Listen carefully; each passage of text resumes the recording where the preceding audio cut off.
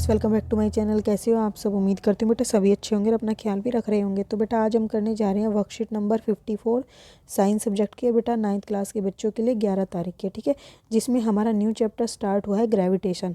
और आज हमारा टॉपिक रहेगा universal law of gravitation. Okay, तो चलिए स्टार्ट करते हैं। यहाँ पर ज्ञान क्या पूछ रहा है?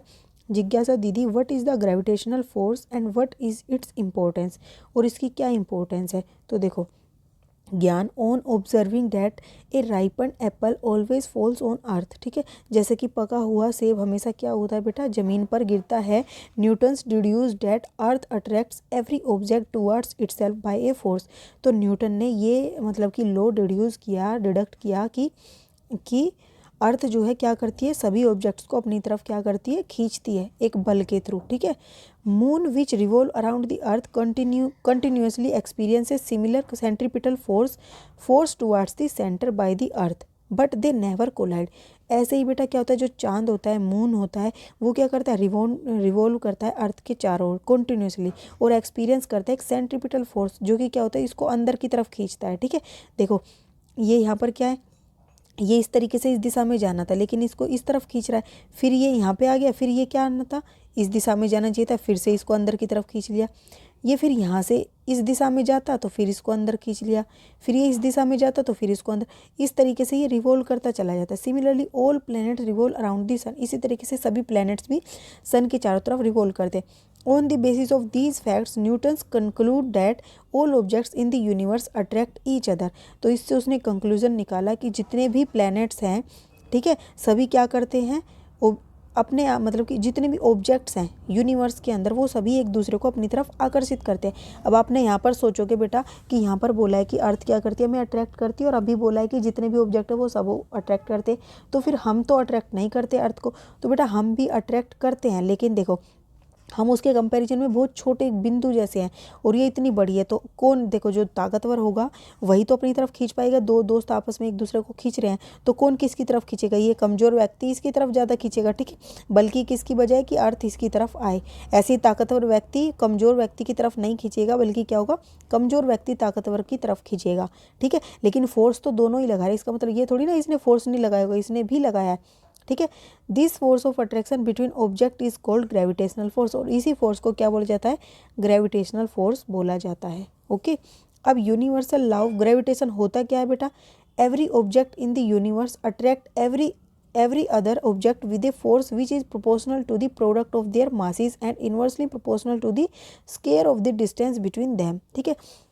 अब यूनिवर्सल लॉ में बोला गया कि जो एवरी ऑब्जेक्ट है यूनिवर्स के अंदर वो अट्रैक्ट करता है एवरी अदर ऑब्जेक्ट को, अपने से किसी भी अन्य जो भी ऑब्जेक्ट्स होगा उसको अट्रैक्ट करेगा, चाहे वो लिविंग हो चाहे वो नॉन लिविंग हो, ठीक है। और किसके प्रोपोर्शनल होगा, जो दो ऑब्जेक्ट हैं उन दोनों के मास की तो डायरेक्टली प्रोपोर्शनल होगा, ठीक है, और उनके बीच में जो जितना डिस्टेंस है उनके सेंटर से उसके इनवर्सली प्रोपोर्शनल होगा स्क्वायर के, ठीक है।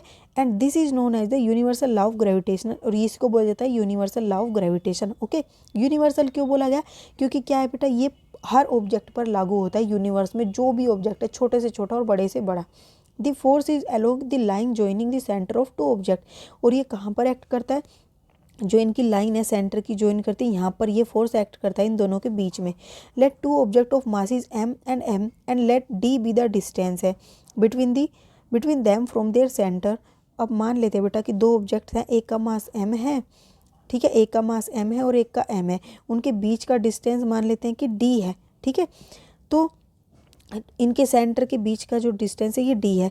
If the force of attraction between them f, और f उनके बीच का अट्रैक्शन है, तो हम क्या लिखेंगे, as per the universal law of gravitation the force between them is directly proportional to the product of their masses, यानी कि f किसके प्रोपोर्शनल हो जाएगा, दोनों के मासेस के प्रोडक्ट के।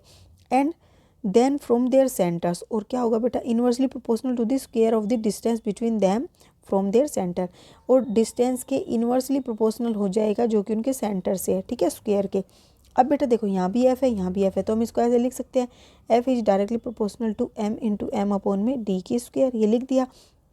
अब बेटा देखो, अब यहाँ पर क्या बोला गया है, हेयर इन्होंने ये हटा के g लगा दिया, तो ये g कैसे लगा, देखो f equal to m into M है, ठीक है, यहाँ पर d की स्क्वायर है।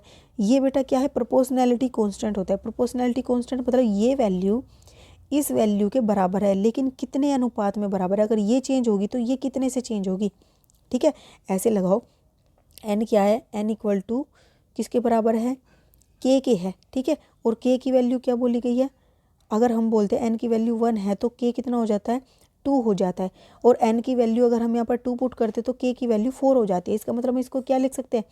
2 इंटू 4, 2 इंटू 2 लिख सकते हैं। ठीक है, अब अगर n की वैल्यू 3 होगी तो कितनी हो जाएगी? ये इसका डबल ही कर दो, कितनी हो जाएगी? 6, यानी कि 2 इंटू में 3। तो आप ये देख रहे हो हर, और इसको हम कैसे लिख सकते हैं? 2 इंटू में 1। तो यहाँ पर देख रहे हो कि n1 करते तो ये भी 1, n2 करते ये भी 2, और n3 करते तो ये भी 3। लेकिन ये एक कांस्टेंट वैल्यू भी है इसके साथ, जिसके द्वारा क्या हो रहा है? ये प्रोपोर्शनल में आ रहा है। तो ये वैल्यू इसके प्रोपोर्शन में है, लेकिन कितने अनुपात से चेंज हो रही है? कि हम, जैसे तुम 2 बहन भाई हो, एक को 10 रुपये मिलते हैं, एक को 20 मिलते हैं, लेकिन अगले दिन अगर तुम्हें 20 मिले तो तुम्हारे भाई को कितने मिलने चाहिए? बहन को 40। उसका अनुपात बढ़ जाएगा। तो ये किस अनुपात से बढ़ रहे हैं? डबल से बढ़ रहे हैं, दुगने से। तो ये क्या है? इसके लिए कॉन्स्टेंट होगा। तुम कितनी भी वैल्यू तुम्हें मिल जाए, तुम्हारे भाई को उसका डबल मिलेगा। ठीक है, तो वो डबल जो क्या है? कॉन्स्टेंट हो जाएगी। ओके, तो ये बेटा यहाँ पर क्या है? यहाँ पर भी एक कांस्टेंट माना गया, इसको हटाकर हम हमेशा कांस्टेंट लगाते। यहाँ पर हमने लगाया है जी। जी क्या है? Here G is the proportionality constant and it is called the universal gravitational constant, और इसको यूनिवर्सल ग्रेविटेशन कांस्टेंट बोला जाता है। ठीक है, इट्स एक्सेप्टेड वैल्यू इज़ ये, और इसकी एक्सेप्टेड वैल्यू बेटा ये है। इसको कैलकुलेट करके निकालते तो 6.673 इंटू 10⁻⁻11 न्यूटन मीटर स्क्वेयर पर केजी स्क्वेयर। तो ये कैसे आया? देखो, यहाँ पर हमें फॉर्मूला पता ही है। यहाँ से जी की वैल्यू निकालोगे तो क्या बनेगा? एफ डी की स्क्वायर अपॉन में एम इंटू एम बनेगा। अब यहाँ से एफ को हम क्या कहते हैं? न्यूटन। ठीक है, और डी को क्या करते हैं बेटा? मीटर में मापते हैं, तो मीटर की स्क्वायर हो गया। और ये दोनों को केजी में मापते हैं, मास है ये, तो अपॉन में, तो इसको क्या हो गया? KG square. तो ये आ गया न्यूटन मीटर स्क्वायर पर केजी। ओके, अब बेटा बात कर लेते हैं हम importance of universal law of gravitation. तो देखो, universal law of gravitation explained several phenomena, some of them are the force that bind us to the earth. एक फोर्स बेटा जो क्या करता है? बाइंड करता है हमें किससे? अर्थ से। और the motion of the moon around the sun, तो ये भी इसके है, मतलब कि इसी के कारण हो पा रही है कि जो सन के चारों तरफ अर्थ है, और अर्थ के चारों तरफ जो मून है वो इसके चारों तरफ चक्कर लगा रहा है, और अर्थ इसके चारों तरफ चक्कर लगा रही है। ठीक है, अब the motion of the planets around the sun, वो भी इसी के द्वारा। ठीक है, अर्थ क्या एक प्लैनेट है, तो ये इसके चारों तरफ चक्कर लगा रही है। अब नेक्स्ट क्या है? टाइड्स। टाइड्स क्या होते हैं? द टाइड्स इंक्रीज और decrease in the water level in the sea due to the moon and the sun. Tides होते हैं बेटा ज्वार भाटा। जो समुद्र के अंदर ज्वार भाटे आते हैं, लहरें आती हैं बड़ी बड़ी, तो वो क्यों आती हैं? इसी के कारण आती हैं। ठीक है, क्योंकि ये क्या करता है? उसको अपनी तरफ, जो सन का होता है और मून का जो होता है ग्रेविटेशनल फोर्स, वो क्या करता है? इसको अट्रैक्ट करता है, जिसकी वजह से वो लहरें ऊपर की तरफ उठती हैं। अब flow of the water in the river, वो भी इसी के कारण हो पाता है। और फॉर रेनफॉल, रेनफॉल के लिए भी यही क्या है बेटा? रिस्पॉन्सिबल है। जैसे ये क्लाउड्स हैं, ये हैवी हो जाते हैं तो क्या करती है? अर्थ इनको अपनी तरफ अट्रैक्ट करती है, जिसकी वजह से ये क्या होते हैं? आते आते फट जाते हैं। ठीक है, और क्या होती है? वर्षा होने लगती है। ठीक है, अब बेटा इसके क्वेश्चन आंसर करते हैं। फर्स्ट क्या है?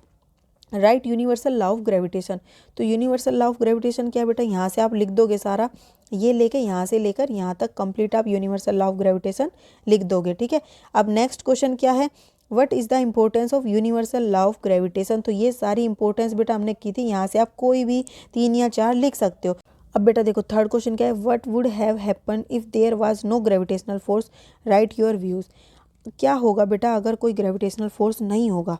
तो क्या होगा? देखो बेटा, नहीं होगा तो if there is no gravitational force, if there is no gravitational force then no one object, यानी कि कोई भी ऑब्जेक्ट लिविंग हो या non living, attract each other.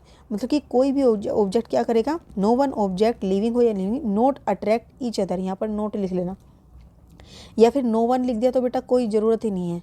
ठीक है, no one object attracts each other, तो कोई भी ऑब्जेक्ट एक दूसरे को अट्रैक्ट नहीं करेगा। All the things float in the air, सभी चीज़ें क्या होंगी? हवा में तैरेंगी। ठीक है, जैसे कि स्पेस में होता है।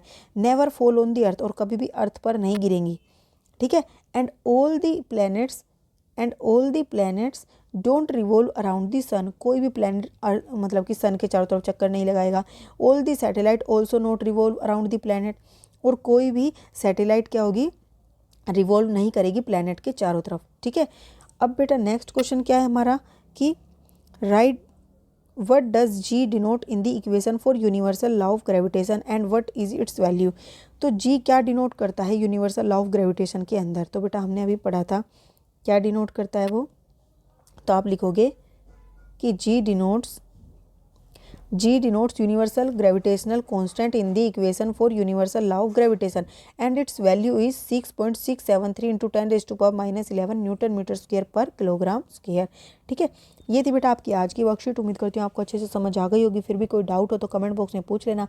इस वीडियो में इतना ही। अपना नेक्स्ट टॉपिक हम अपनी नेक्स्ट वीडियो में करेंगे। तब तक के लिए ऐसे हंसते रहिए, मुस्कुराते रहिए, पढ़ते रहिए और आगे बढ़ते रहिए। Thank you.